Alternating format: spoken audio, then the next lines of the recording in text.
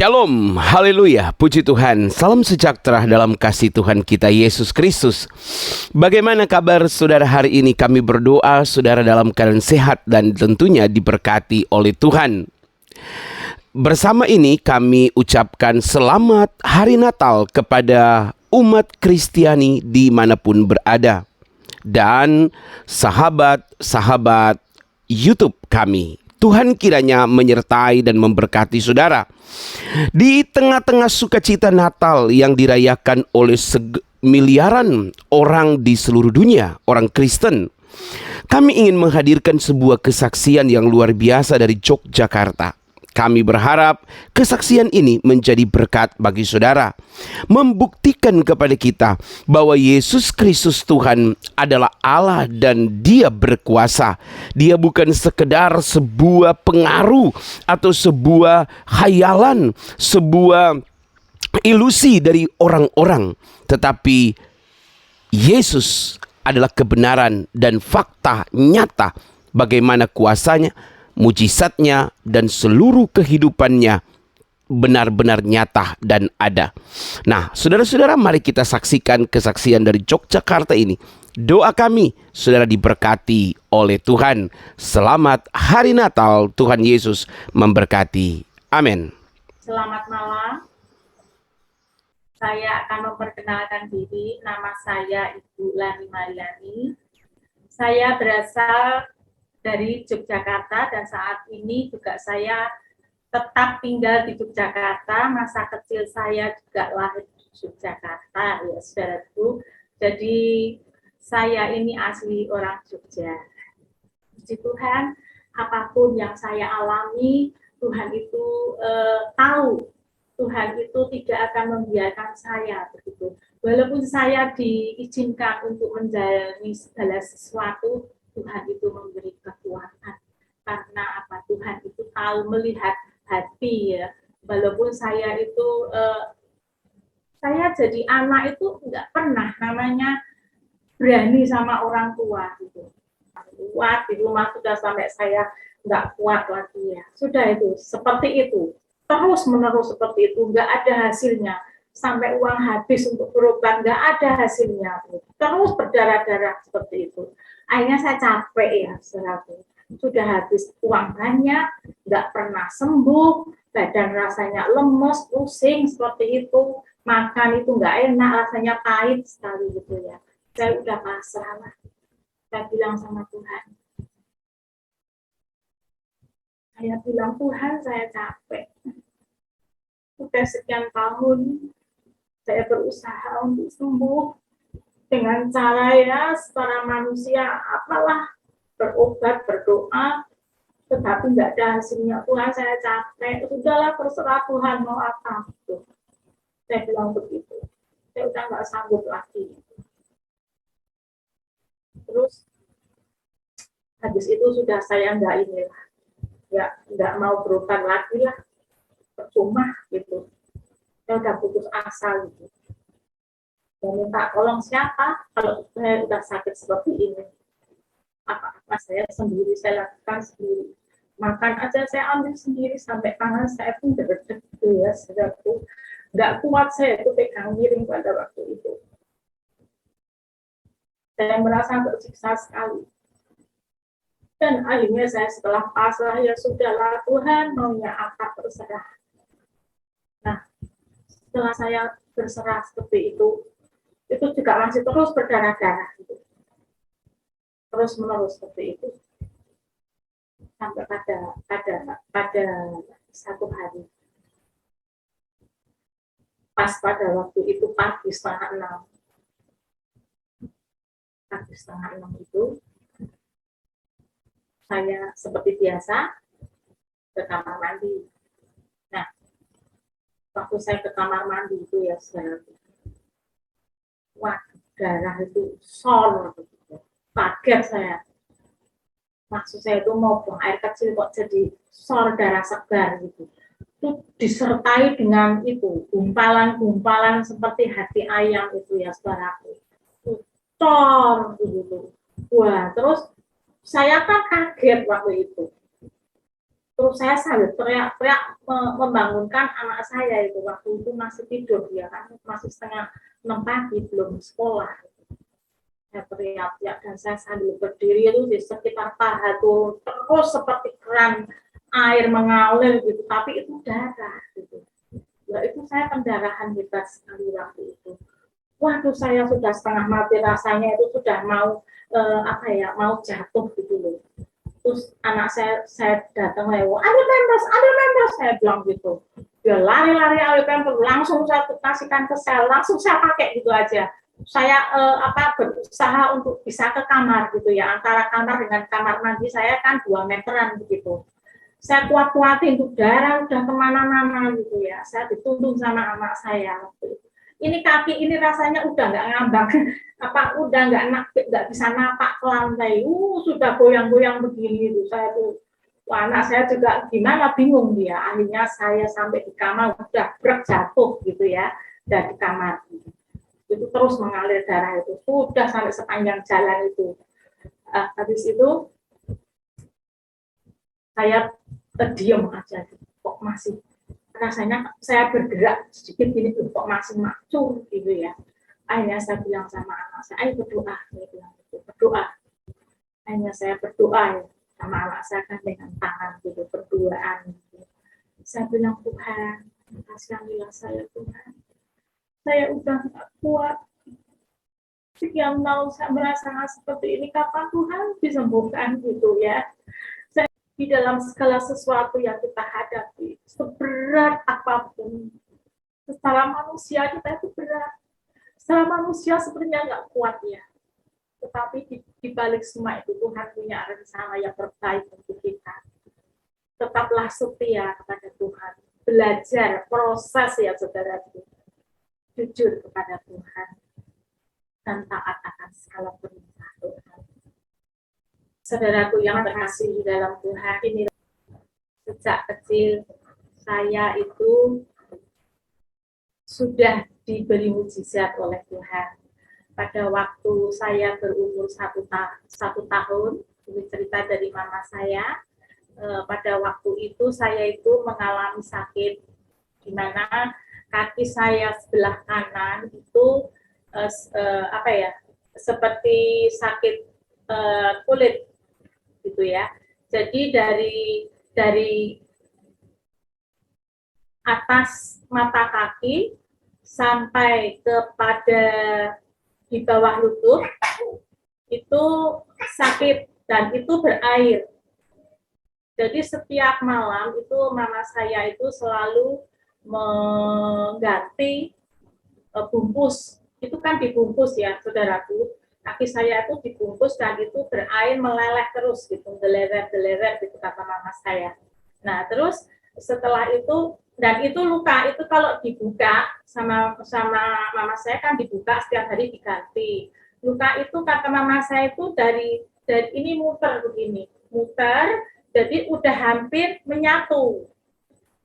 Jadi antara sini dan sini sudah hampir menyatu gitu. Nah, mama saya juga ketakutan membayangkan bahwa jika luka itu nanti menyatu jadi satu gitu, apa ya akan terjadi, pasti itu kuman-kuman itu pasti larinya ke daging gitu pada waktu itu. Terus mama saya itu pas ibadah, saya dibawa ke pendetanya itu, setelah selesai ibadah minta didoakan. Nah, terus waktu itu Pak pendetanya Pak Didion Sutrisno, sekarang sudah almarhum. Terus didoakan, Pak pendeta bilang begini, ini kenapa kok sampai seperti ini? Ya mulainya kayak digigit nyamuk, Om, katanya begitu. Terus sama anak saya digaruk, dan itu sampai kemana-mana gitu. Katanya begitu. Terus nggak tahu lama-lama melebar dan akhirnya jadi seperti ini. Nah akhirnya sama Pak pendeta itu didoakan, ya. Setelah didoakan selesai, Pak pendeta pesan, ini nanti setelah sampai rumah, baju yang dipakai anakmu jangan dicuci, tapi untuk membungkus kaki yang sakit. Pak pendeta bilang begitu, ya Om. Lalu setelah sampai rumah, juga malamnya itu, apa pesan Pak Pendeta dilaksanakan, bungkuslah kaki saya. Pesan Pak Pendeta kan kalau nggak boleh dilepas, sebelum sembuh, sebelum kering, nggak boleh dilepas, pokoknya harus dibungkus terus pakai bajunya itu.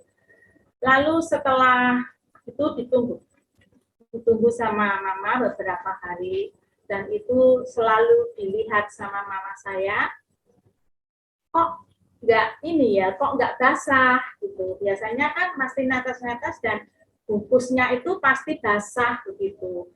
Ini dilihat kok nggak basah gitu. Terus ditunggu lagi, ditunggu sampai beberapa hari, itu nggak sampai seminggu ya saudaraku. Nggak sampai seminggu, terus akhirnya itu ada katanya kerontokan kulit itu yang jatuh gitu. Sama mama saya kan diambil, oh ini kok kayaknya udah kering gitu. Terus sama mama kan diintip ya, tunggusan kaki saya itu diintip gitu, kok udah kering, kok nggak lengket gitu. Sama mama lalu dibuka. Nah, setelah dibuka semua, itu kaki saya tuh sembuh total, saudara. Dan itu apa kulit-kulit yang dulunya basah itu udah kering, katanya kayak kerupuk gitu. Itu menempel pada bungkusnya, jadi menempel pada baju yang untuk membungkus itu gitu. Dan itu bentuk membulat begini ya, saudaraku. Jadi kaki saya tuh udah sembuh total dalam jangka waktu yang sangat-sangat singkat gitu. Jadi puji Tuhan, dahsyat sekali Tuhan memberikan mujizat kepada saya. Pada waktu itu saya masih berumur 1 tahun ya, Bapak Ibu. Nah, setelah itu kan saya udah sembuh. Mama itu saking senengnya kembali ke gereja. Nah, pada waktu itu juga setelah sembuh, sudah mama itu udah nggak nunggu lama-lama lagi gitu. Dia ingin mengucap syukur, ingin berterima kasih sama Pak Pendeta itu. Lalu ketemulah sama Pak Pendeta, ya Pak Pendeta dia bilang, oh ini anak saya udah sembuh kakinya, puji Tuhan udah bersih gitu. Terus dilihatkan sama Pak Pendeta itu, oh iya ya ternyata Tuhan luar biasa dahsyat gitu ya. Kaki yang dulunya basah sampai seperti itu hampir menyatu begini ya, apa jadinya jika itu tidak Tuhan sembuhkan gitu.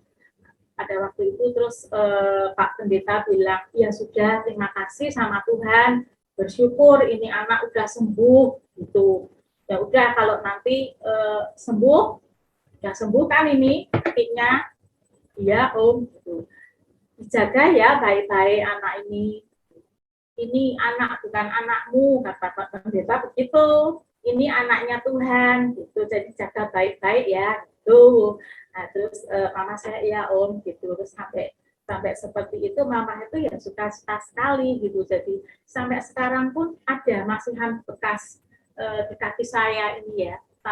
Seperti kalau dulu setelah sembuh itu kan saya sekolah itu juga tanya ini kenapa gitu kan, ada bekas-bekasnya seperti sekrup gitu ya, beberapa gitu. Saya sebenarnya malu gitu loh, yang sebelah kiri nggak ada sekrupnya, lulus kok yang sebelah kanan ada sekrupnya beberapa begitu. Jadi saya juga sebenarnya agak malu gitu. Nah pada waktu itu sudah selesai sudah disembuhkan, ya sudah seperti biasa, aktivitas biasa gitu, dan saya dibawa ke sekolah minggu inilah itulah gitu, sampai akhirnya saya juga menjadi murid di gereja itu sampai saya akhirnya dewasa begitu ya saudaraku. Tuhan itu mahal sekali dahsyat ya, apapun yang kita tidak tahu gitu, seperti mama saya ini, pertolongan Tuhan itu tidak pernah terlambat, selalu tepat pada waktunya. Sebelum itu menyatu saya disembuhkan. Amin ya saudaraku. Nah ini kesaksian yang mujizat yang pertama yang saya terima daripada Tuhan Yesus. Lalu setelah itu kan, setelah saya berumur 3 tahun, saya ditinggal papa untuk selamanya. Papa meninggal itu karena sakit dan masih muda sekali, pada waktu itu baru berusia 32 tahun papa saya. dan mama saya itu 29 tahun. Kami bersaudara 3 orang, 2 kakak laki-laki saya dan saya anak yang bungsu, ya saudaraku. Nah, pada saat saya ditinggal papa itu ya, terus terang masa kecil saya itu tidak sebahagia sebaya anak-anak pada waktu itu. Di sekeliling saya itu saya merasa bahwa gimana ya, kok tidak seperti mereka gitu loh, punya papa gitu, saya kok nggak punya gitu ya. Terus pada waktu itu setelah papa nggak ada, kan mama juga masih muda, jadi punya anak 3 kecil-kecil masihan. Terus mama saya menikah lagi dan saya kan punya papa tiri ya saudara-saudaraku. Saya itu berharap ketika saya punya papa tiri itu saya itu haus akan kasih sayang gitu. Karena saya itu sama papa saya itu belum merasakan bagaimana saya itu sangat disayang sama papa, itu saya itu nggak pernah merasakan. Jadi ketika saya punya papa tiri, saya ingin sekali saya itu disayang-sayang gitu ya, saudaraku. Tetapi apa yang saya harapkan itu tidak pernah tercapai ya. Saya itu mendapat papa tiri itu yang galak gitu ya, sukanya mukul gitu ya, saudaraku.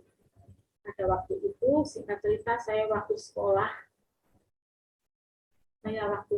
itu juga sangat-sangat susah. Sekolah itu kan butuh buku, butuh apa, butuh pensil, butuh segala macam. Itu kalau saya minta belikan buku gitu, mama saya marah. Tapi harus marah dulu. Diirit-irit lah, inilah, itulah. Saya dipukul sama kemucing itu terus-menerus seperti itu, sama kakak saya juga seperti itu ya. Akhirnya saya itu jadi orang yang gimana, saya juga herannya saya ya saudaraku, mama saya tuh kok nggak membelain saya gitu, karena saya juga tahu mama saya tuh takut karena mama sendiri juga sering dipukul gitu. Saya tuh tahu sendiri. Nah setelah itu saya juga gimana kalau minta apa-apa selalu nggak dikasih, terus beli sepatu aja juga nggak pernah dikasih. Padahal saya itu kalau sekolah ya Bapak Ibu jalan kaki dari rumah ke sekolah itu kira-kira 1,5 kilo. Itu pulang pergi saya berangkat sendiri karena mama kan punya anak lagi sama bapak tiri saya gitu. Kadang jadi saya berangkat sekolah sendiri waktu SD itu, kadang juga dititipin ke orang yang rumahnya lewat rumah saya gitu.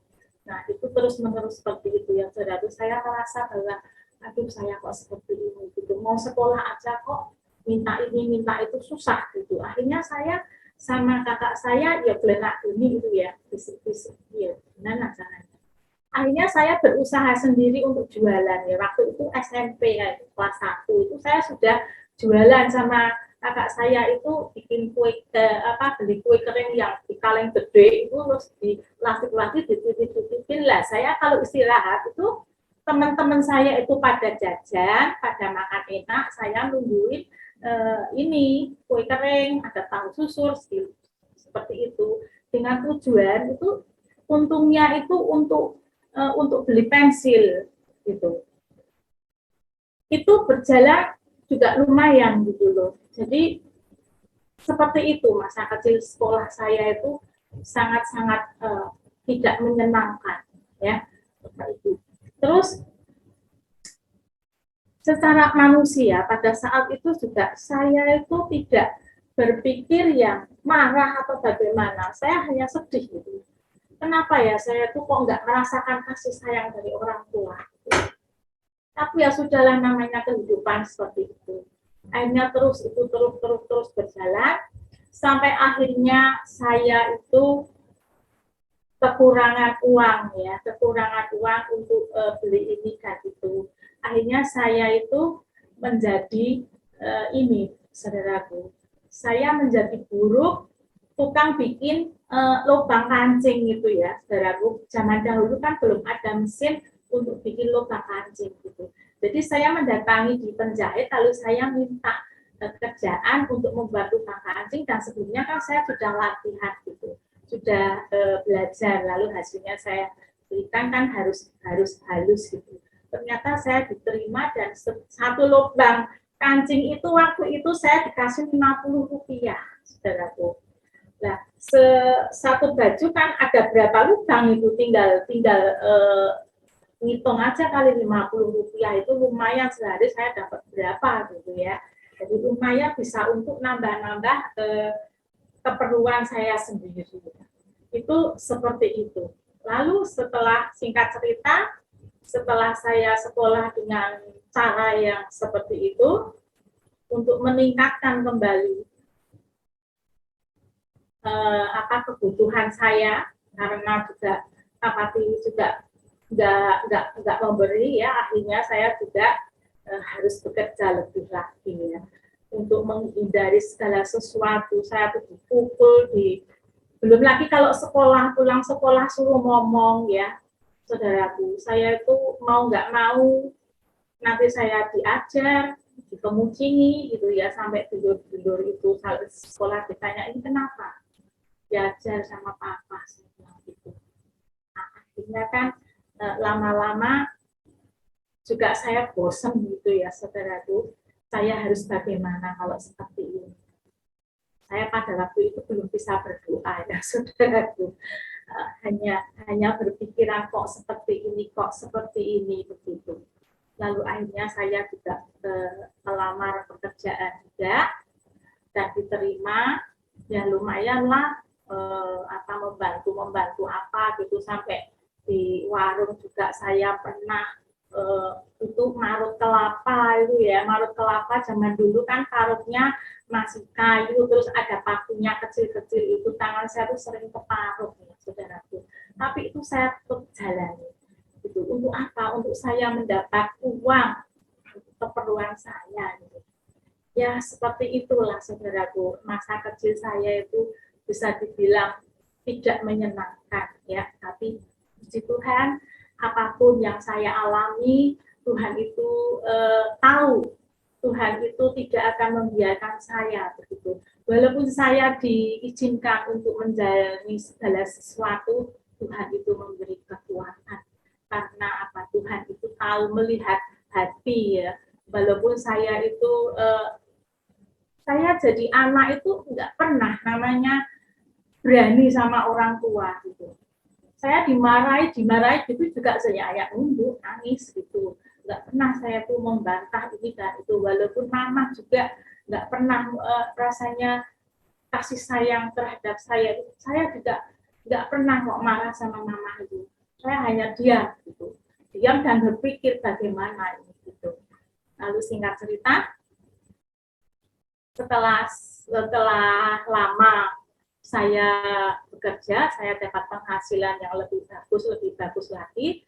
Saya juga tidak pernah mendendam sama kakak tiri saya, sama mama saya juga enggak. Jadi setiap saya gajian juga mama saya kasih, adik-adik tiri saya juga saya belikan sesuatu, ada yang minta sepatu, ada yang minta mainan, ya saya beli gitu. Nah, terus akhirnya singkat cerita, mereka sudah pada gede-gede ya, terus sudah sekolah gitulah. Akhirnya saya juga menikah ya. Akhirnya saya menikah dan saya dikaruniai 3 putri. Dan saat ini mereka sudah ada rumah tangga, sudah menikah, ya terus sudah sendiri-sendiri gitu pada saat itu ya, saudaraku. Kalau pada saat ini ketiga putri saya sudah menikah, tapi kalau pada saat itu waktu saya menikah, terus kemudian saya mendapatkan masalah, saya itu setelah menikah baru saya itu memutuskan diri untuk saya dibaptis. Tujuan saya ikut dibaptis itu menurut pemikiran saya pada waktu itu Supaya apa? Supaya setahu saya kan awam belum mengerti itu apa artinya itu Tuhan yang benar itu yang bagaimana gitu ya, saudaraku. Jadi saya dibaptis, tujuan saya supaya saya itu berkeinginan untuk hidup yang lebih baik. Itu menurut saya, keinginan saya seperti itu ya. Tetapi manusia berencana, segala keputusan adalah Tuhan yang menentukan ya, saudaraku. Nah, pada saat saya menikah itu, punya anak, timbul masalah ya, timbul masalah demi masalah saya menghadapi. Terus sampai pada akhirnya itu saya sakit karena saya ya bagaimanapun saya itu drop, di mana anak-anak masih membutuhkan saya, membutuhkan papanya juga gitu. Tetapi timbul masalah yang menurut saya itu sangat-sangat memukul hati saya, perasaan saya, pikiran saya, ya. Dan saya itu dilahirkan sebagai wanita itu kan menurut firman Tuhan itu kita itu sebagai penolong suami, ya saudaraku. Kita itu wanita dilahirkan menjadi wanita yang kuat. Kita itu lebih kuat daripada pria-pria itu ya, saudaraku, Tuhan. Tetapi bukan kuat masalah fisik ya, saudaraku, tetapi hati seorang wanita itu kuat ya, dalam menghadapi segala apapun. Wanita itu lebih kuat. Saya begitu juga pada saat saya dihadapkan dengan masalah yang seperti itu. Saya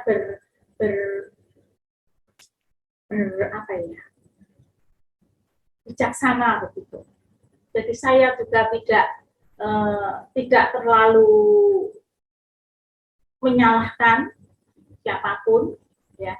Saya juga harus koreksi diri kenapa ini bisa terjadi. Waktu itu kan ada masalah rumah tangga di dalam rumah tangga saya antara saya dan suami. Jadi saya itu bertanya gitu sama suami saya, apa sih sebenarnya? Apa ada kesalahan pada diri saya? Kalau ada kesalahan, bilang gitu. Bicaralah supaya saya itu bisa memperbaiki apa yang saya lakukan atau apa kesalahan yang ada pada diri saya. Suami saya bilang kamu nggak ada salah apa-apa. Padahal saya itu sudah berusaha untuk segala sesuatunya dengan masalah yang sebelum-sebelumnya juga semuanya sudah bisa selesai dengan baik gitu. Ini yang terakhir ini bukannya membaik, gitu. Malah semakin menjadi gitu ya, sebenarnya. Dan akhirnya saya juga secara manusianya, saya tuh memikirkan anak-anak saya.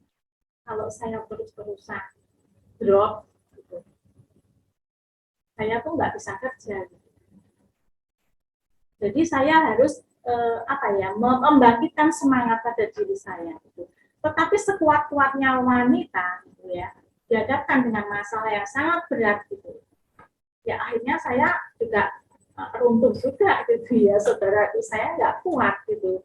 Terus akhirnya saya mempunyai pemikiran bahwa wah kalau begini caranya saya udah nggak bisa lagi ya, rasanya saya tuh pengen mati gitu, saudara, pada waktu itu. Akhirnya juga saya itu pengen mati beneran saya itu, karena saya udah bingung gitu. Mati dengan cara apa, tapi saya takut sakit gitu, saudaraku. Kalau saya mau mati dengan cara menyakiti, dengan apa ya, sampai luka, sampai apa gitu, saya tuh mikirnya begini, ya kalau saya mati, langsung mati, kalau hanya setengah mati, apakah saya tuh nggak kerja sendiri gitu ya, kasihan anak-anak saya gitu. Terus akhirnya saya juga akhirnya juga gimana ya, memang nggak kuat gitu. Akhirnya saya memutuskan diri untuk saya itu ya sudahlah, saya nggak makan aja gitu. Cara nggak makan, pemikiran saya pada waktu itu kan nanti lama-lama lemes. Ya, kalau udah lemes kan mati sendiri gitu ya. Itu pemikiran saya seperti itu ya. Sudah saya nggak makan bener itu. Akhirnya saya kan lemes gitu ya, sambil tiduran gitu. Nah, pada saat sampai nangis, saya tuh kalau nangis nggak mengeluarkan suara, tapi mata ini mengalir dengan deras air mata, itu rasanya sesek sekali ya saudaraku. Mendingan kita itu nangis tapi bersuara gitu. Terus akhirnya setelah itu waktu saya sedih, saya nangis, terus anak-anak saya datang. Anak-anak saya datang menghampiri saya gitu.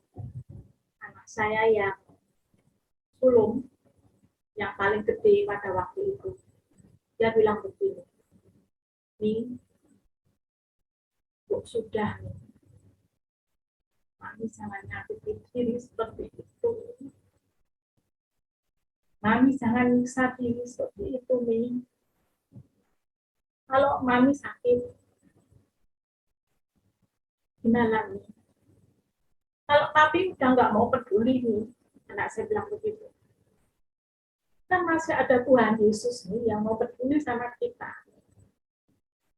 Jadi Mami semangat ya, Mi. Mami sembuh.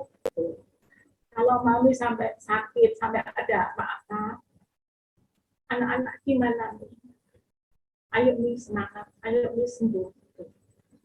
Saya tuh dengan kata-kata itu tuh seperti diingatkan Tuhan, itu diberi kekuatan pada saat itu,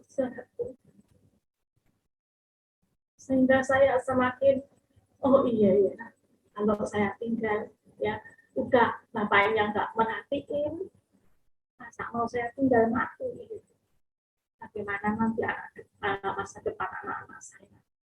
Saya itu belum selesai mikir sampai anak saya yang kecil itu juga tiduran di pangkuan saya terus sambil meluk, perut saya dipeluk. Waktu itu anak saya kecil masih umur 9 tahun. Anak saya bilang begini, "Mami, sembuh ya, Mi, jangan sakit.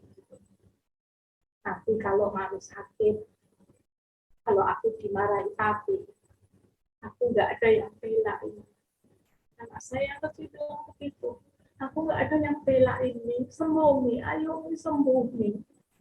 Dan dari kedua anak saya itu, saya semakin dikuatkan bahwa saya harus semangat. Saya harus hidup apapun yang terjadi. Dan mulai itu, saudaraku, saya mulai semangat lagi. Saya mulai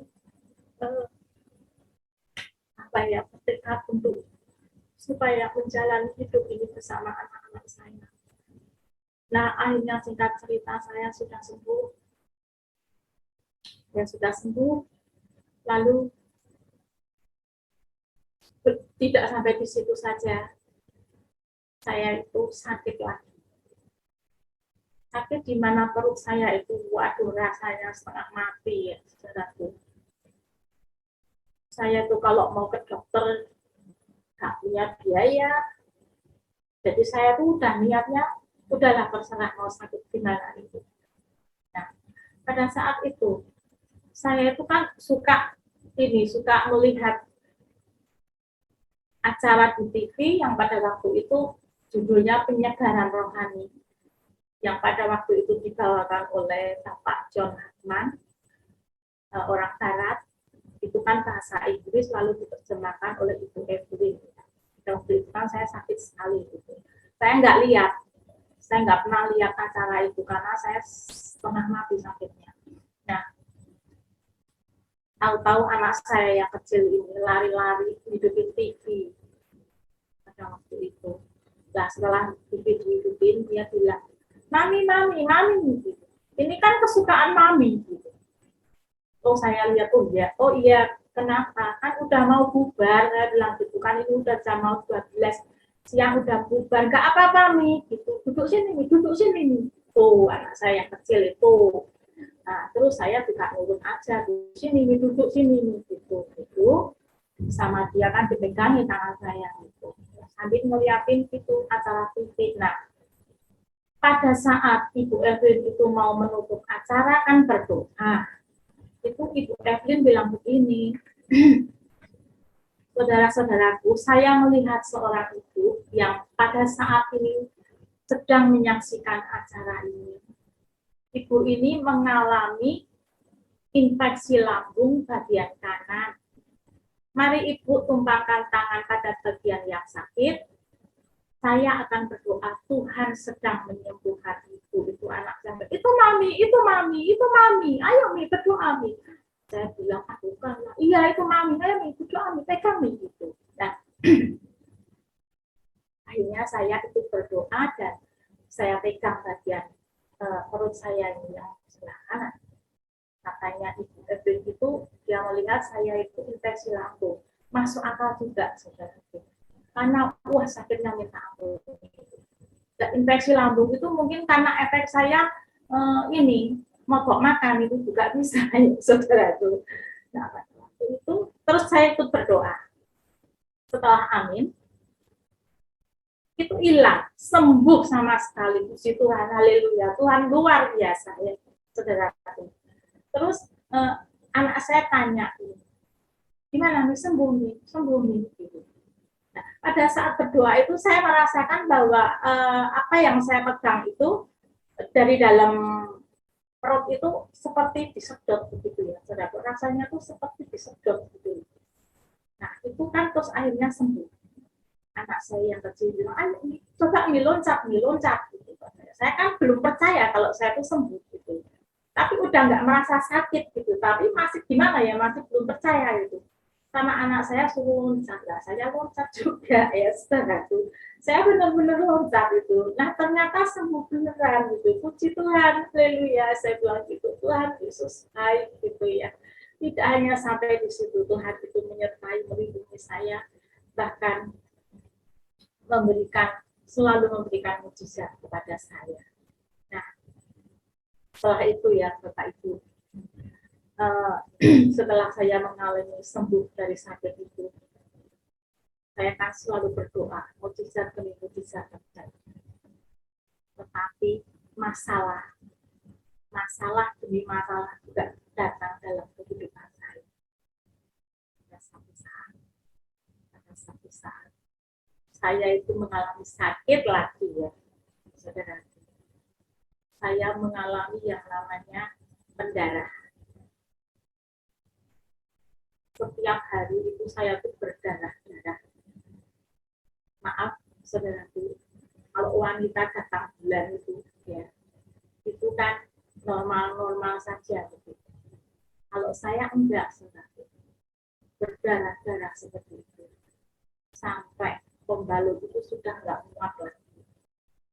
Akhirnya saya pakai Pampers. Pampers itu yang pada waktu itu 110.000 yang gede itu ya. Itu saya sehari kadang 2-3 kali ganti itu kan. Sudah enggak. Nah itu dalam keadaan seperti itu kan orang kalau kebanyakan mengeluarkan darah itu kan pasti lemes gitu ya saudaraku. Itu juga yang saya alami, lemes, cap, terus pusing. Dan saya hanya berdua dengan anak saya yang kecil karena anak yang pertama ya dengan anak yang tengah itu sudah menikah. Jadi saya dengan anak saya yang paling kecil. Setiap hari saya berdarah-darah, pusing sekali rasanya. Bagaimana juga nggak ada yang nggak ada lain orang gitu yang mau nemenin saya karena memang anak saya dari pagi itu sampai sore dia sekolah.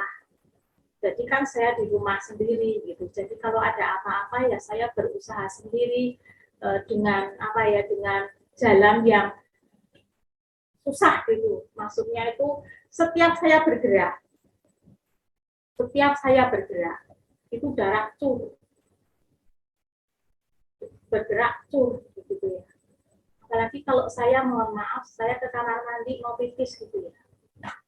Itu saya tuh udah rasanya itu takut sekali. Karena pasti itu darah segar itu pasti keluar. Nah, kalau sudah begitu, saudaraku, itu nggak mau berhenti. Jadi saya itu ya kalau habis ke kamar mandi saya harus duduk dulu. Selama duduk itu juga terus gitu. Sampai saya itu berjalan juga susah, rembet-rembet pakai tembok-tembok itu kalau sendirian di rumah kan seperti itu. Nggak ada siapa-siapa. Tetangga juga pada takut, katanya lihat saya kok pucat sekali gitu. Pas saya ke warung sebelah juga pernah itu saya berdarah-darah. Jadi mereka pada takut gitu. Jadi apapun saya lakukan sendiri. Tetapi saya itu sampai sekarang sangat heran dalam keadaan saya yang seperti itu. Kok saya bisa kuat gitu.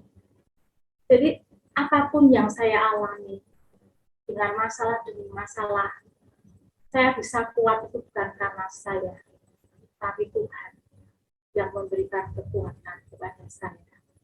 Ya, akhirnya saudara, terus menerus itu saya selama 3 tahun.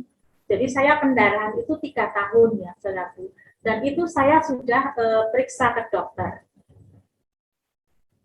Saya tanya ke dokter, kenapa dok sebenarnya kok ini nggak berhenti gitu.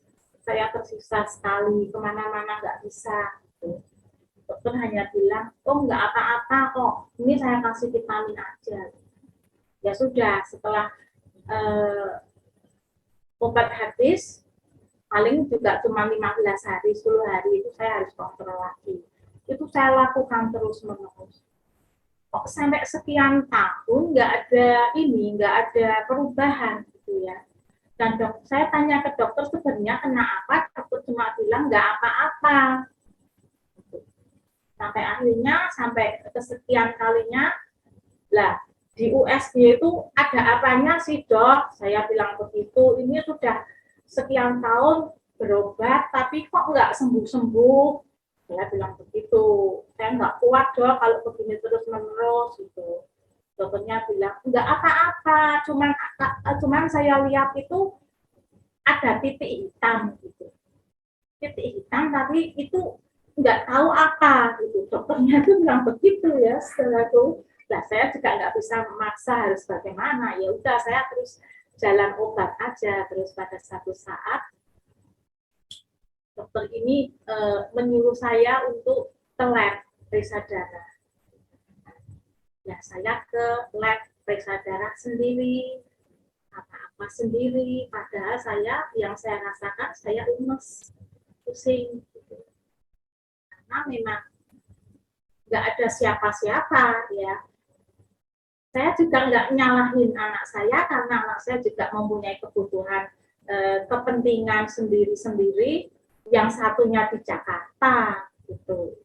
Tapi saya juga nggak pernah ini sama anak saya karena saya juga nggak mau dia kepikiran gitu. Terus akhirnya dokter bilang seperti itu, saya suruh ke lab. Akhirnya saya ke lab periksa. Berhubung saya itu juga nggak kuat kalau bolak-balik harus ke lab, terus siangnya ambil hasil terus harus kembali ke rumah sakit itu kan saya nggak kuat gitu. Akhirnya besoknya saya ambil itu hasil lab. Saya ambil hasil lab, saya itu masih mumet ya, sudah pusing, tapi saya itu bisa naik motor gitu. Ambil lab itu langsung saya langsung saya ke rumah sakit gitu.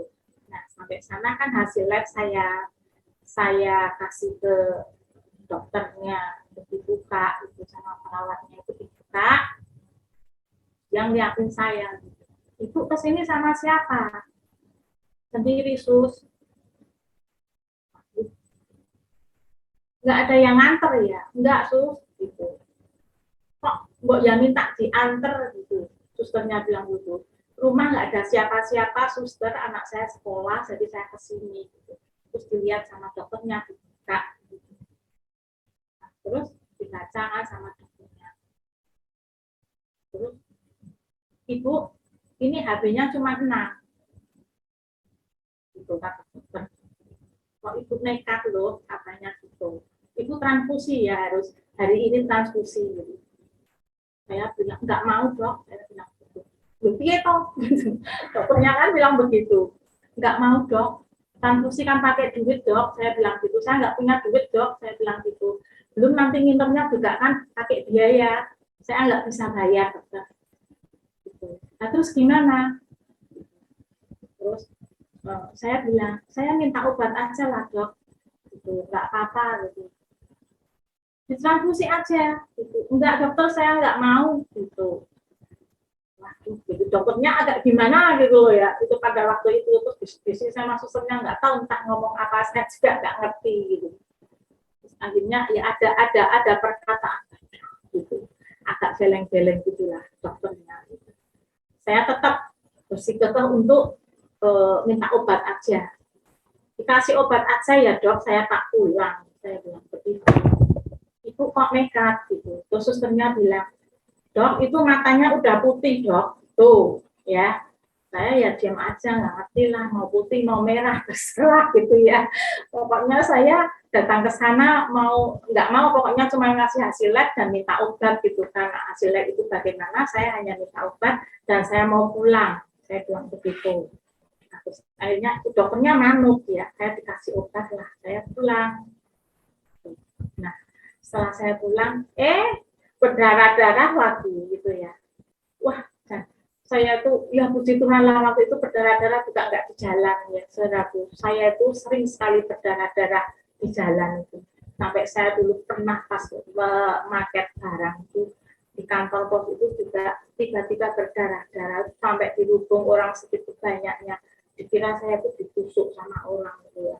Itu darah itu sudah sampai mana-mana gitu ya. Terus akhirnya saya pulang itu pakai taksi itu nggak ada yang mau berhenti saudaraku. Akhirnya ada satu yang mau nolongin saya gitu, saya akhirnya naik taksi pulang. Wah, di rumah sudah sampai saya nggak kuat lagi ya. Sudah itu, seperti itu. Terus menerus seperti itu, nggak ada hasilnya. Sampai uang habis untuk berobat, nggak ada hasilnya. Terus berdarah-darah seperti itu. Akhirnya saya capek ya, saudaraku. Sudah habis uang banyak, nggak pernah sembuh, badan rasanya lemes, pusing seperti itu. Makan itu nggak enak, rasanya pahit sekali gitu ya. Saya udah pasrah lah. Saya bilang sama Tuhan.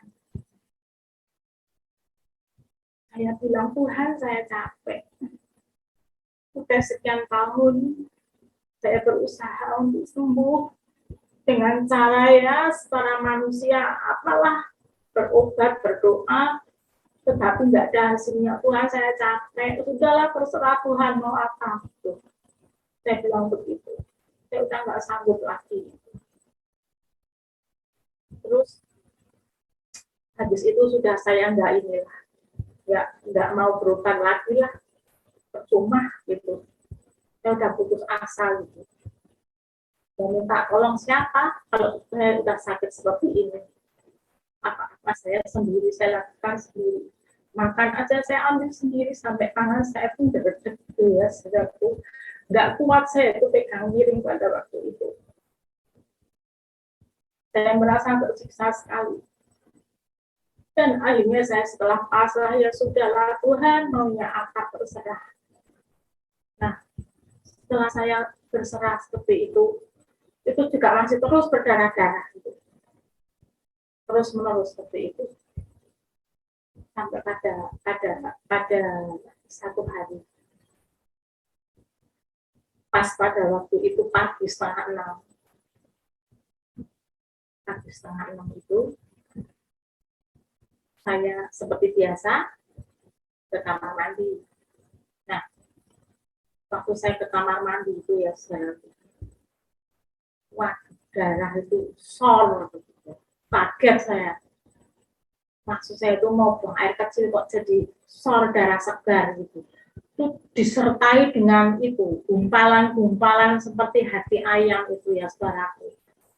Cor gitu. Wah, terus saya kan kaget waktu itu. Terus saya sambil teriak-teriak membangunkan anak saya itu waktu itu masih tidur ya kan, masih setengah 6 pagi belum sekolah. Saya teriak-teriak dan saya sambil berdiri itu di sekitar paha tuh terus seperti keran air mengalir gitu, tapi itu darah gitu. Ya itu saya pendarahan hebat sekali waktu itu. Waduh saya sudah setengah mati rasanya, itu sudah mau mau jatuh gitu loh. Terus anak saya datang lewat, ada members, saya bilang gitu. Dia lari-lari ambil pampers, langsung saya kasihkan ke sel, langsung saya pakai gitu aja. Saya berusaha untuk bisa ke kamar gitu ya, antara kamar dengan kamar mandi saya kan 2 meteran begitu. Saya kuat-kuatin untuk darah udah kemana-mana gitu ya. Saya dituntun sama anak saya waktu itu.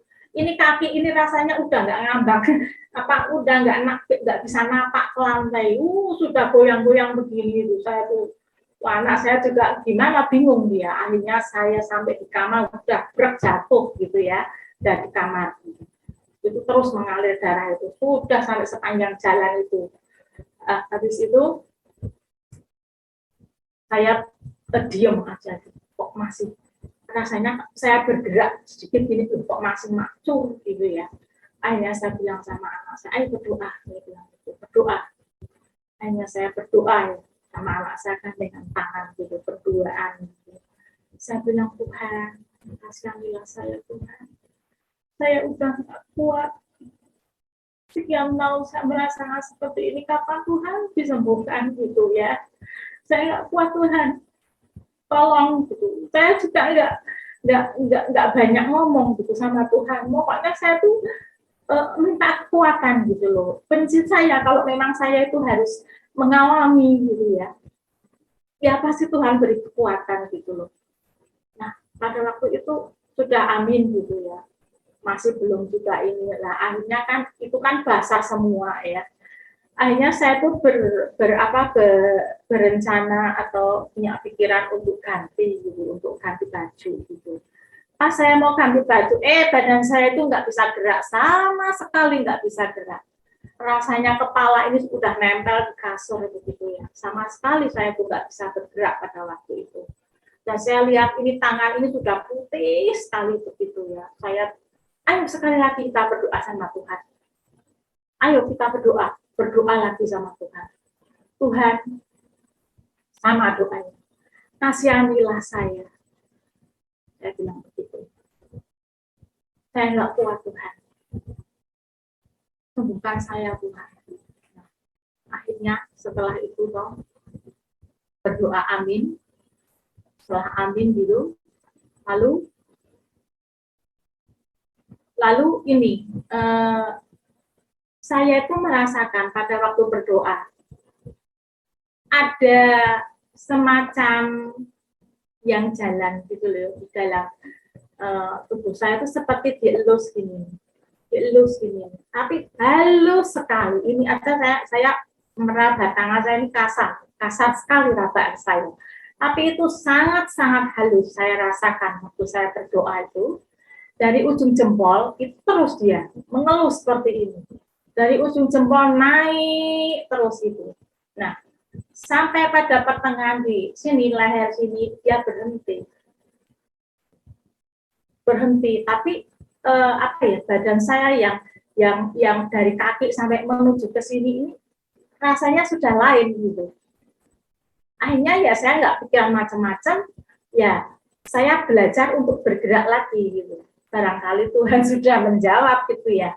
Tetapi tidak, saudaraku. Tetap saya seperti patung, ya, nggak bisa bergerak sama sekali. Anak saya juga nggak bisa apa-apa pada waktu itu. Lalu saya punya pikiran untuk minta tolong ke teman gereja saya juga. Nah, anak saya suruh telepon, minta tolong untuk diantar ke rumah sakit. Pada saat itu anak saya telepon, tapi nggak diangkat-angkat sama teman saya ini.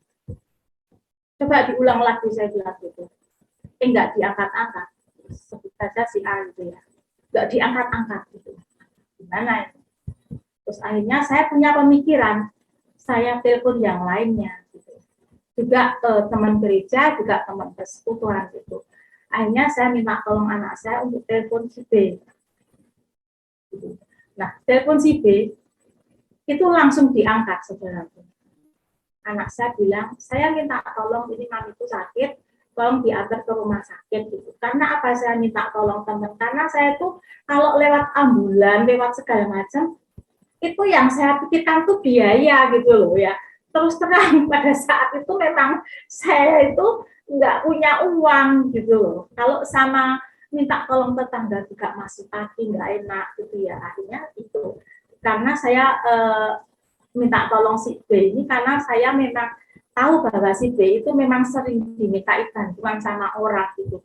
Dan dia itu istilahnya gampang gitu loh, cepet tanggap gitu loh orangnya itu. Nah, akhirnya langsung diangkat, terus sebentar dia datang. Pas datang masuk rumah, waduh, kok seperti ini, dia bilang gitu. Gimana ini cara bawanya, dia bilang gitu. Ya saya ya nggak bisa ngomong apa-apa lah, gimana gitu caranya ya. Akhirnya dia diskusi sama anak saya, terus akhirnya anak saya diajari kamu pegang yang sini, sama sini, saya yang bagian ini. Gitu. Akhirnya diangkatlah saya dengan anak saya dan teman saya itu bawa ke mobil, bawa ke rumah sakit. Sepanjang perjalanan itu, wah lampu merah aja sama dia ditabrak, gitu. Karena dia udah merinding katanya lihat darah seperti itu ya. Cepat-cepat supaya saya cepat dapat penanganan di rumah sakit gitu. Sampai rumah sakit, akhirnya saya pakai itu didorong masukkan ke suatu ruangan sendiri, tidak campur dengan orang-orang. Di situ dimasukin sendiri. Terus susternya bilang begini, saya bersihkan ya Bu, copot, dilepas semua baju saya, dilepas semua, diganti dengan baju rumah sakit itu yang warna hijau itu. Terus di situ saya dibersihkan, disuntik, diinfus, terus ini jari-jari tangan kaki dan dada-dada semua itu ditempelin kabel-kabel itu loh, saudara-saudara. Saya nggak tahu itu apa gitu. Setelah itu dia bilang, susternya bilang, tunggu dokternya ya Ibu, bilang itu. Oh ya suster, saya bilang gitu. Nah, terus lama itu dokternya datang. Terus akhirnya dokternya datang, diperiksalah saya, diperiksa, terus nah ini biangnya, bilang begitu dokternya. Ada miom, namanya begitu. Ada miom. Tapi bisa kok diambil gitu. Use lokal aja nggak apa-apa, ini gampang. Katanya dokter bilang begitu ya, saya udah ayem gitu. Bisa mikir biaya ya pada waktu itu, saudaraku kok sampai terjadi seperti ini padahal saya tuh nggak siap sama sekali gitu. Nah setelah itu pokoknya dokternya bilang sama susternya saya harus di ini ronsen segala macam. Nah setelah itu dokternya keluar. Tidak lama kemudian anak saya sama teman saya masuk. Terus teman saya bilang gini, udahlah nih kamu tenang aja, udah aku DP katanya. Terus saya batin, waduh kok pakai DP segala ini. Lah kalau pakai DP mesti saya nginep ini, gitu ya. Itu pikirannya itu kok terjadi begitu mendadak gitu loh ya. Pikir saya itu kalau pendarahan seperti biasa di rumah itu ya dikasih obat sudah gitu, saya harus suruh istirahat begitu, perkara nanti berdarah-darah lagi ya nggak apa-apa gitu lah. Kok ini kok pakai DP segala macam, waduh saya sudah pikirannya nggak karu-karuan itu. Ya sudahlah, namanya orang sudah kepepet sakit seperti itu tidak berdaya ya maunya kita menerima aja ya saudaraku. Nah setelah itu akhirnya dia keluar, lalu saya ditangani, didorong lagi ke mana, dirongsong segala macam selesai. Nah, terus akhirnya suster bilang begini, Ibu, HP Ibu kan rendah, ini harus di normalkan dulu, baru ditindaklanjuti minumnya diambil. Gitu. Nah, Ibu butuh donor darah 3 kantong. Terus saya manggil susternya nemui anak saya gitu sama teman saya itu. Anak saya juga bawa teman gitu. Jadi mereka bertiga di luar. Terus akhirnya nggak tahu diskusi atau apa, terus masuk bilang sama saya, kalau bisa donor darah diusahakan dari rumah sakit saja gitu. Nah, pada saat itu diusahakan, diperiksa, donor darahnya cuma ada 2 di rumah sakit, cuma tersedia gitu. Yang satunya harus cari sendiri, ya sudah cari sendiri ya. Akhirnya singkat cerita udah dapet 3 kan, udah transfusi selesai. besoknya itu kan harus menunggu sampai normal hati saya. Besoknya saya mulailah katanya ambil tindakan, itu mau diambil tuh. Nah setelah itu saya dibawa ke ruangan, diperiksa tubuh segala macam gitu. Nah, terus setelah selesai saya dimasukkan ke sebuah ruangan 3 lapis gitu. Masuk pertama pintu kaca, itu masuk lagi, wah dinginnya minta ampun, saya tuh takut kalau saya tuh beku, dinginnya sudah setengah mati, itu saya nggak kuat itu rasanya. Nah, sampai lapis ketiga itu masuk ke sana, di situ itu sudah ada dokter-dokter sama perawat-perawat sudah di situ. Terus akhirnya saya di situ disuntik. Setelah itu saya itu sayup-sayup dengar, kok hilang? Kok nggak ada? Yang satu kemarin ada. Nah setelah itu nggak tahu saya terus nggak sadar atau gimana gitu. Nah terus saya agak lama gitu loh nunggunya itu. Terus saya tuh nggak sadar apa yang terjadi, saya tuh nggak tahu. Yang saya ingat sampai sekarang ya, saudaraku, pada waktu itu saya hanya bermain yang banyak bunganya warna-warni itu ya, dengan kupu-kupu yang cantik-cantik itu, saya tuh lari-lari di situ. Yang saya ingat sampai saat itu. Nah, pada waktu itu sudah selesai kan, nggak tahu saya mau dikerjain apa, saya juga nggak tahu. Tahu-tahu saya kan udah di ruang kamar. Ya, waktu itu saya dibangunin, ini ditaboi itu sama anak saya, mami bangun, mami, mi bangun, mi bangun, yang ini, Lani bangun gitu ya. Itu semua ditaboi sampai saya mulai sedikit merem lagi, taboi lagi sampai akhirnya saya tuh sadar, dia mata muka semua. Nah di situ ya sebelum waktu saya nggak sadar itu, tapi setelah cerita itu ya, setelah saya sadar di ruangan kamar itu, terus anak saya bilang, lah saya itu kok merasa perut saya ini kenapa sakit banget, saya bilang gitu. Terus anak saya bilang, ini sudah selesai, mami itu jadinya dibedah itu toh, saya bilang itu ya, pokoknya dibedah nih, mami operasi gitu. Nah terus cerita anak saya sama teman saya itu ceritanya begini, saudara. Pada saat tadi di ruang operasi kan, saya dengar kok nggak ada loh, kok hilang. Nah tuh pada waktu saya nggak sadar sama sekali, itu si dokter itu katanya, kata cerita anak saya sama teman saya itu lari-lari keluar gitu, mencari ya. Terus dia bilang begini, ini mamanya nggak bisa, ini mamanya ini harus dibedah ini, katanya begitu, karena miumnya nggak ada gitu. Kok aneh gitu. Tadi di ruangan sana ada kok, sekarang jadi nggak ada gitu. Jadi ini saya harus mencari miumnya di mana, dan ini namanya harus dibedah.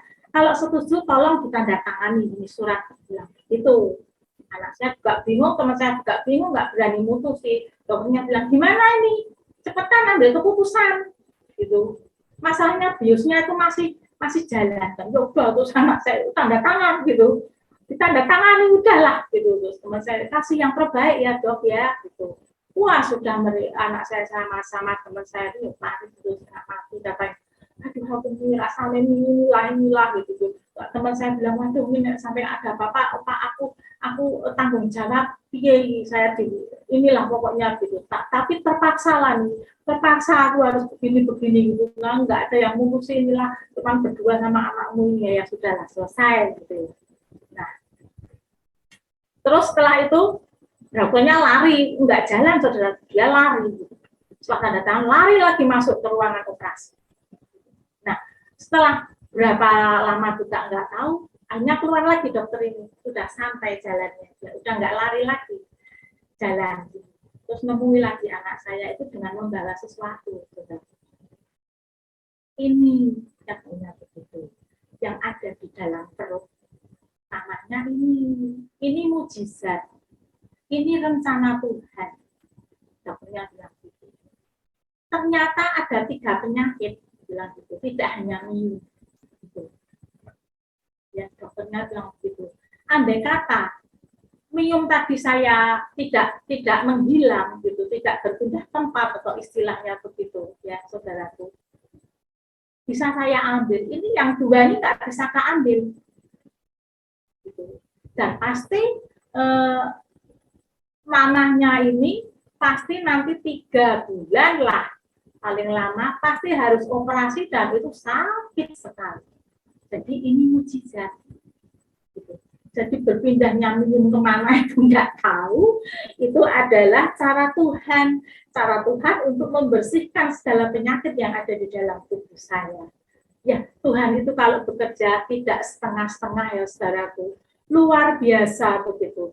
Penyakit yang menurut prediksi dokter itu hanya 1, ternyata ada 3 gitu. Yang 1 itu miom, yang sudah sebesar telur asin ya. Yang keduanya kok ada kista, saya ambil sekalian. Dokternya bilang gitu, loh kok ada lagi ususnya yang udah lengket gitu, seperti memar hitam gitu. Saya potong 12 cm sekalian, itu dokternya. Jadi pada waktu itu hal yang tidak terduga itu terjadi, saudara. Saya operasi besar itu mendadak sekali. Tidak ada persiapan sama sekali dan saya juga nggak tahu anak saya dibius, saya juga udah nggak ingat sama sekali gitu. Nah setelah itu saudaraku, ya gimana ya, saya juga bersyukur juga, oh Tuhan terima kasih. Ini semua karena kehendak-Mu, karena apa ya, Engkau memberikan yang terbaik untukku. Seorang dokter itu juga hanya manusia biasa, bisa salah, bisa hilaf ya, tapi kalau Tuhan nggak bisa salah. Tuhan kalau mau menyembuhkan tuntas saudaraku, sekalian diambil bersih. Sampai sekarang saya sehat. Padahal itu sudah berapa lama, sudah lama. Pada waktu itu saya masih berumur 50 tahun. Sekarang saya sudah kepala 6 saudaraku. Jadi sudah agak lama itu sebenarnya. Tapi saya puji Tuhan sehat, itu Tuhan luar biasa itu. Nah setelah saya diperlihatkan itu, lalu saya dirawat di kamar, itu kan saya masih lemes gitu, habis operasi. Dokternya bilang butuh donor 3 kantong lagi untuk memulihkan saya. Infusnya itu saya tuh udah 6 gitu, saudara. Saya masih harus donor 3 lagi. Nah, setelah itu wah bingung, minta rumah sakit aja lah. Rumah sakit itu 1 kantong pun nggak ada darah. Jadi pasiennya disuruh berusaha sendiri. Anak saya juga udah kalang kabut menghubungi teman lah, menghubungi gereja lah, gitu. Tapi nggak ada. Dan pada waktu itu teman saya juga nggak ada di situ, dia pulang, gitu. Yang ada hanya anak saya sama temennya, gitu. Dapat kabar seperti itu juga dia susah gimana, gitu, nggak tahu caranya. Akhirnya dia menghubungi teman saya, bilang kalau mama butuh donor lagi, memang saya yang suruh gitu. Terus akhirnya dia datang, minta rumah sakit juga nggak ada, suruh telepon ke pusat juga katanya golongan darah saya itu nggak ada. Nah akhirnya kan dia muntah-manting, tarik kemana-mana. Akhirnya suster bilang begini, coba menghubungi klinisisnya itu biasanya dia mau gitu. Akhirnya dihubungi lah, ya singkat cerita mau gitu. Dengan harus membayar sekian ratus ribu, ya udah nggak apa-apa bayar sama dia waktu itu. Dapat 1 ya kan, nah kurang 2, yang 1 lagi kemana-mana cari. Singkat cerita akhirnya dapat orang dari luar rumah sakit yang memang dia biasa mendonorkan dan juga minta uang sekian ratus, ya udah terpaksanya dibayar gitu ya. Akhirnya udah dapat 2 kan, masuk transfusi. Nah, 2 kantong itu saya masih lemes dan darah yang masuk ke dalam itu kental itu loh saudaraku. dikit-dikit macet. Jadi saya harus anak saya harus manggil suster. Nanti kalau susternya datang itu selangnya diselentik-selentik gitu, baru dia ngalir gitu ya. Nah seperti itu udah 2 kantong, kurang 1 lagi ya, kurang 1 lagi. Itu sampai lama nggak dapat, sampai saya udah rasanya tuh setengah mati gitu. Anak saya juga udah panik, teman saya juga udah takut gitu, katanya saya itu wajahnya sudah seperti mayat gitu, padahal udah didonor 2 kantong itu pada waktu itu. Nah setelah itu saya menunggu itu dari pagi sampai malam, kalau nggak siang sampai malam nggak ada donor. Nah Tuhan itu kalau nolong ya seperti tepat pada waktunya. Suster bilang begini, ini 1 jam lagi nggak dapat donor, istilahnya dia cuci tangan gitu loh. Memang rumah sakit nggak ada, dan ini pasien udah seperti ini, lemah sekali gitu. Andai kata pun ya, kata kasarnya kalau memang pasien ini meninggal ya, saya nggak tanggung jawab gitu loh. Maksudnya kok nggak dapat donor gitu loh. Wah, setengah mati. Gitu. Nah, terus saya juga dengar sendiri, itu udah lemes sekali gitu. Kok nggak cepet-cepet, apa nggak cari gimana, udah cari kemana-mana nggak ada. Nah, itu ya, saudaraku saya bilang, Tuhan itu luar biasa. Pada saat malam, kira-kira jam 8 kalau nggak setengah 9, ada yang ketuk pintu kamar saya masuk. Dia bilang kalau saya mau donor darah ke pasien ini. Tuh. Terus sama teman saya diantar ke suster gitu, supaya jalan dia tanya dari mana gitu, terus namanya siapa gitu. Oh saya rumahnya mana gitu, nggak tahu. Akhirnya kan ketemulah suster di situ, dia diambil darahnya, dicatat ya kan, maksudnya di identitasnya itu sebelum dianu kan pasti ditanya dulu identitasnya itu. Seperti yang sudah-sudah kan juga begitu. Akhirnya itu, nah waktu diambil itu saya diceritani sama teman saya itu. Waktu darah itu diambil, susternya itu agak kaget gitu, agak terkejut gitu katanya. Terus dia bilang begini, susternya, kok saya belum pernah lihat ya darah yang seperti ini. Darahnya itu bersih sekali tanpa noda sedikit pun, encer, bening gitu katanya. Warnanya juga manis, cantik gitu. Jadi, aduh merinding saya. Saya kalau cerita masalah ini, Tuhan luar biasa. Saya jadi apa ya? Terima kasih Tuhan. Saya hanya bisa bilang begitu. Suster bilang seperti itu, ini darah bagus sekali katanya. Saya belum pernah lihat darah yang seperti ini gitu. Nah akhirnya kan terus diambil gitu ya. Terus setelah itu selesai kan dikasih uang gitu, seperti yang 5 ya, dikasih uang, nggak mau dia, katanya nggak mau gitu. Saya tulus mau nolongin pasien gitu, sama teman saya dipaksa gitu, apa kurang apa gimana gitu. Dia bilang oh enggak gitu, saya nolong dengan tulus ikhlas, semoga pasien cepat sembuh. Ya sudah, dia nggak mau dikasih uang ya udah pulang gitu ya. Terus saya masuk ke kamar, itu cerita seperti itu tadi, susternya kaget gitu lihat darah gitu. Nah akhirnya itu sih setelah selesai diproses atau bagaimana kan, terus susternya masuk ke ruangan saya dan itu transfusi saya pakai darah yang terakhir ini. Saya pun nggak mikir yang macam-macam sebenarnya. Cuma saya memang melihat darah itu lain gitu, lain dari segi warna gitu.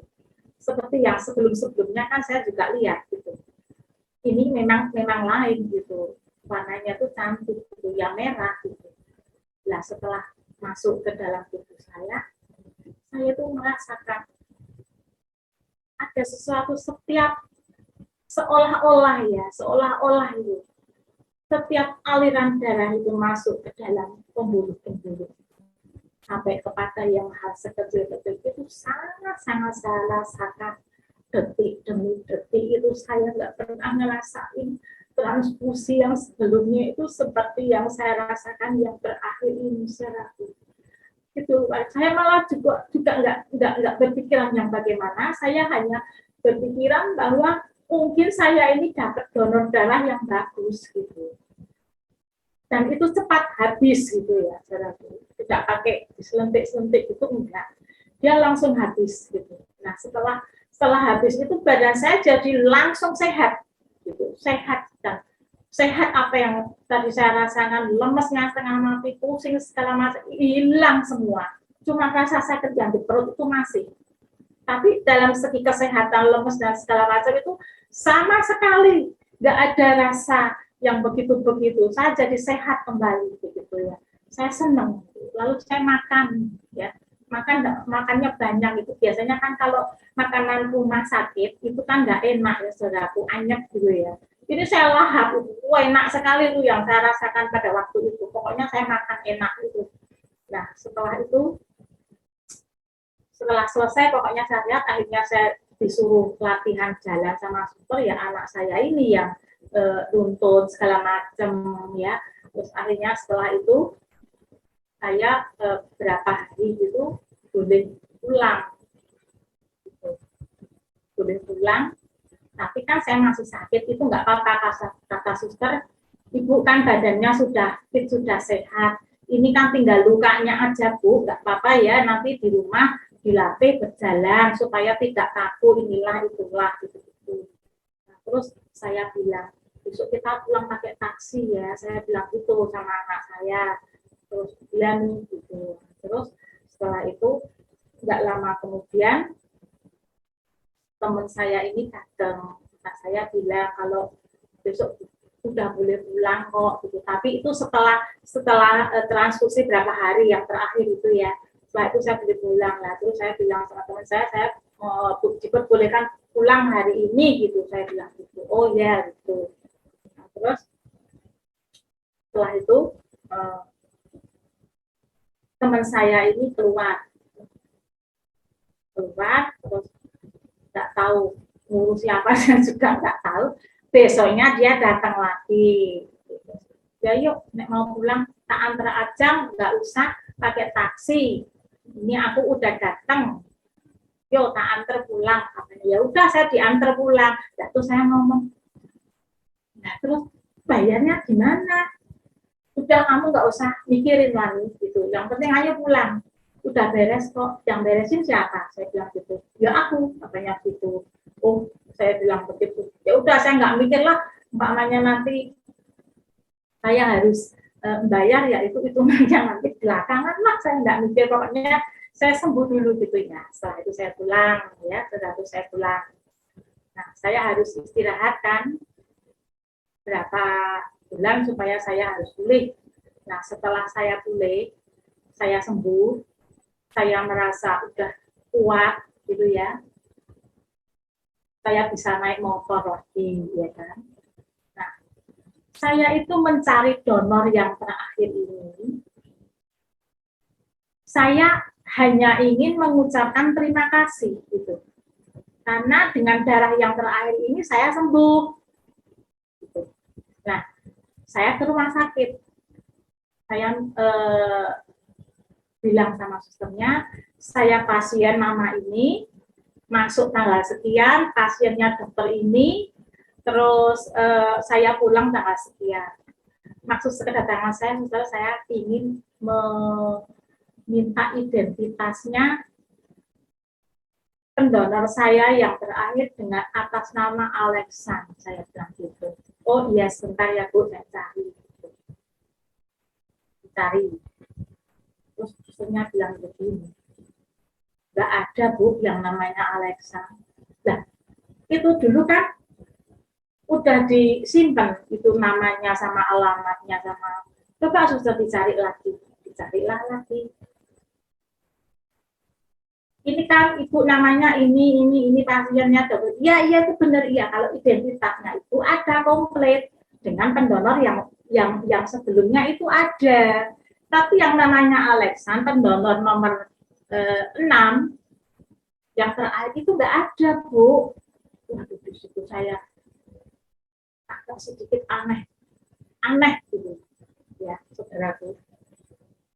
Ya sudah, terus akhirnya saya pulang. Saya tuh memikir gitu. Di situ saya baru kepikiran gitu. Apa yang saya pikirkan pada waktu itu sebenarnya. Saya memikirkan dari awal si darah itu diperiksa sama suster, susternya kaget, darahnya bagus, tidak ada noda setitik pun, warnanya bening, encer ya, cantik gitu ya. Di situ saya tuh merasa, Tuhan terima kasih. Lalu saya berpikiran, oh Tuhan, apa ini Engkau yang menjelma jadi manusia? Karena memang tidak bisa dilacak gitu. Dan nggak ada, padahal pada waktu itu teman saya tuh jelas-jelas itu sudah masuk namanya itu, alamatnya ini gitu. Ya, tapi itu dicari nggak ada gitu. Saya terus jadi kepikiran dan saya jadi ingat kesaksian-kesaksian yang banyak saya dengar gitu, bahwa Tuhan itu bisa menjelma jadi apapun ya. Seperti yang tadi malam saya dengar kesaksian di Miracle itu Bapak yang siapa itu ya, Tuhan itu mau menjelma jadi apapun suka-sukanya Tuhan ya, mau jadi anak kecil kayak mau jadi orang tua kakek-kakek mau jadi apa. Nah ini saya berpikirannya seperti itu. Nyatanya saya sembuh dalam waktu yang begitu cepat gitu ya, dan susternya juga kaget dengan jenis darah yang seperti itu gitu ya saudaraku. Nah setelah itu kan saya hanya terheran-heran saja. Teman saya juga bilang, itu mungkin malaikat loh Lani katanya. Yang ngasih darah kamu itu malaikat. Oh nyatanya nggak bisa dilacak sama sekali. Dia bilang jelas-jelas itu sudah ada identitasnya kok. Gitu. Ya sudah lah ya, mau apa lagi gitu. Saya hanya terima kasih, saya nangis Tuhan. Saya percaya Tuhan, ini Engkau yang menyembuhkan saya, darahmu mengalir di dalam tubuh saya. Dan itu benar-benar saya rasakan, saudaraku. Karena apa beda sekali rasanya waktu itu darah yang terakhir masuk ke dalam tubuh saya itu. Aduh luar biasa itu. Seolah ada bayangan di dalam di dalam tubuh saya, ada paru-paru, ada jantung gitu ya. Terus dia ada pembuluh-pembuluh darah begitu, saya membayangkannya seperti itu mengalir pelan gitu. Dan keadaan di dalam tubuh saya itu langsung terang begitu. Gambarannya tuh seperti itu saya percaya Tuhan, terima kasih. Terima kasih dalam keadaan pendarahan pun yang hebat seperti itu. Kalau bukan Tuhan yang memberi kekuatan, saya manusia biasa. Saya nggak kuat gitu. Nggak ada siapa-siapa yang bantuin saya pada waktu itu. Saya apa-apa sendiri gitu. Tapi ada Tuhan yang selalu mendampingi saya, memberi kekuatan kepada saya. Sampai saat ini saya boleh sehat. Saya boleh seperti ini bukan karena anugerah Tuhan. Tuhan mencintai saya gitu ya, saudaraku. Nah setelah itu saya masih belum puas kan, saudaraku. Itu identitasnya nggak ada. Saya masih belum puas. Saya cari itu alamat di belakang mall gitu, katanya ada toko alat-alat kedokteran gitu. Dia di situ kan, kerja di situ kan, begitu. Saya cari itu sampai saya masuk ke kampung-kampung, saya cari nggak ada, saudaraku, yang toko kedokteran itu nggak ada. Di situ saya semakin percaya bahwa Tuhan dahsyat, Tuhan luar biasa. Dari kecil Tuhan itu selalu memberi mujizat kepada saya. Saya hanya sampai saat ini saya hanya berdoa, Tuhan, rencanamu terlalu indah dalam kehidupan saya. Saya nggak tahu rencana Tuhan apa yang ada di dalam hidup saya ini ya. Saudaraku, masalah demi masalah saya hadapi. Sepertinya secara manusia saya itu nggak kuat gitu ya. Tapi puji Tuhan, saat ini saya ada sebagaimana ada itu karena anugerah daripada Tuhan. Tuhan Terima kasih ya Tuhan. Saya selalu bilang pada awal ketika saya bilang apapun yang terjadi dalam hidup saya Pak Freddy, saya selalu berkata bahwa Tuhan itu baik dari dulu, sekarang, dan sampai selamanya. Apa yang bisa saya berikan untuk Tuhan? Saya hanya bisa bersyukur, berdoa, memuji, hanya itu yang bisa saya berikan pada Tuhan. Walaupun segala kebaikan Tuhan harus dibayar dengan uang, saya tidak akan sanggup sampai kapanpun membayar atas kebaikan Tuhan, saudaraku. Begitu tulusnya kasih Tuhan itu kepada saya, ya. Terkadang saya berpikir bagaimana saya harus membalasnya atas kebaikan Tuhan yang begitu luar biasa dalam kehidupan saya. Ya. Saudaraku, Tuhan itu tidak menuntut kita, tidak pernah menyalah-nyalahkan kita. Jika kita selalu berharap kepada Tuhan, Tuhan itu pasti menolong. Tuhan itu hanya menuntut kepada kita untuk membayar. Istilahnya sejuta. Sejuta itu kan tidak banyak ya kalau diuangkan ya saudaraku. Tapi ini sejuta itu adalah sejuta. Kita memberikan kepada Tuhan sejuta itu adalah setia, jujur, dan taat. Itu sejuta itu seperti itu. Saya berkoreksi diri. Apakah saya sudah bisa membayar sejuta itu? Apakah saya sudah setia kepada Tuhan? Apakah saya sudah jujur kepada Tuhan? Apakah saya sudah taat kepada Tuhan atas segala perintah? Saya mengaku kepada Tuhan, saya belum bisa sampai saat ini Tuhan. Tetapi saya berusaha untuk saya selalu belajar. Untuk saya selalu belajar. Untuk setia, jujur, dan taat supaya saya berkenan di hati-Mu Tuhan. Saya selalu di setiap doa saya, Tuhan, ampuni saya Tuhan, saya orang berdosa. Ampuni saya Tuhan, hidup saya penuh dengan kesalahan dan dosa. Tetapi Engkau membuat aku berharga di mata Engkau. Terima kasih Tuhan. Betapa baiknya ya saudaraku Tuhan itu di dalam kehidupan kita. Untuk itu ya saudara-saudaraku, jangan pernah berputus asa. Di dalam segala sesuatu yang kita hadapi, seberat apapun, secara manusia kita itu berat. Secara manusia sebenarnya nggak kuat ya. Tetapi di balik semua itu Tuhan punya rencana yang terbaik untuk kita. Tetaplah setia kepada Tuhan. Belajar, proses ya saudaraku. Jujur kepada Tuhan. Dan taat akan segala perintah Tuhan. Memberkati. Amin. Amin, puji Tuhan. Saudara semua, kami percaya sudah diberkati dengan kesaksian tadi. Teruslah bagikan tayangan-tayangan ini kepada sekalian banyak orang, supaya mereka diberkati oleh Tuhan. Sampai berjumpa lagi dalam program acara kami selanjutnya. Tuhan Yesus memberkati. Shalom, haleluya.